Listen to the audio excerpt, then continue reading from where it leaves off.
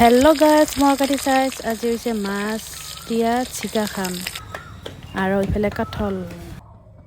কাঠলখিনি boil দিছোঁ বনাব লাগব আৰু এইবাৰ মাংস যেনেকৈ বনাই সেনেকেই বনাই আৰু কাঠল গ আৰু তাতে খাহীত তেল দিলে আৰু বেছি ভাল লাগে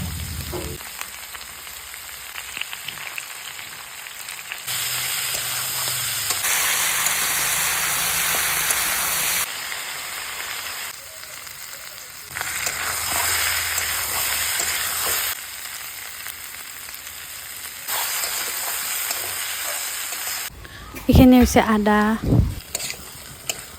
আৰু ইফালে বহাই দিছোঁ চিকা এইবাৰ এইখিনি হ'লে উঠল আহিছে উঠল অহাৰ পাছত এইবাৰ গৰম মছলাখিনি এইবাৰ দিম গৰম মছলাখিনি এইবাৰ দি দিম এতিয়া আৰু হোৱাৰ আগে আগে ধনিয়া পাত দিয়া নুমাই থ'ম হৈ গ'ল আৰু এইবাৰ কাঠল শাক